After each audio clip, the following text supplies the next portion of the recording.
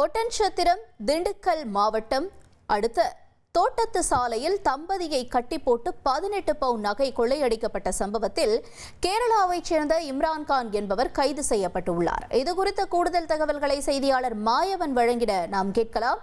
மாயவன் வணக்கம். இந்த கொள்ளை சம்பவம் தொடர்பான விவரங்களை பதிவு செய்யுங்க. வணக்கம்.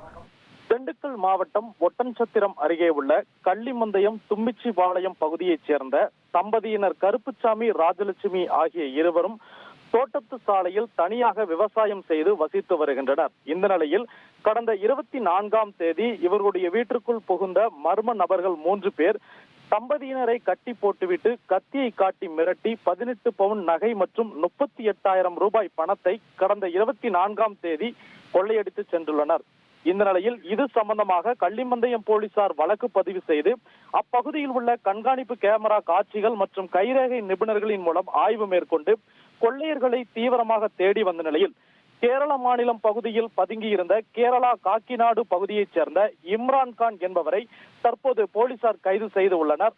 அதனைத் தொடர்ந்து இந்த வழக்கில் முக்கிய குற்றவாளியாக உள்ள தமிழகத்தில் சுமார் 90க்கும் மேற்பட்ட குற்ற வழக்குகளில் தொடர்புடைய பாலமுருகன் என்பவரையும் மற்றும் கேரள பகுதியைச் சேர்ந்த மற்றொரு குற்றவாளி விஷ்ணு என்பவரையும் தற்போது போலீசார் தீவிரமாக தேடி வருகின்றனர்.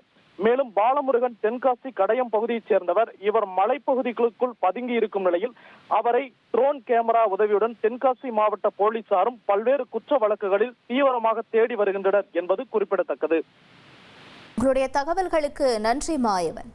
1,24,00,000 மனங்களை வென்ற தந்தி டிவி யூடியூப் சேனல். தவிர்க்க முடியாத தம்ப்நெயில்ஸ், கலக்கலான கான்டென்ட்ஸ். நீங்களும் இந்த குடும்பத்தில் இணைய இப்பவே சப்ஸ்கிரைப் பண்ணுங்க. அசுரபலம் கொண்ட எங்கள் டிஜிட்டல் கரங்களில் உங்கள் விளம்பரங்களை சேர்க்க வாட்ஸ்அப் பண்ணுங்க.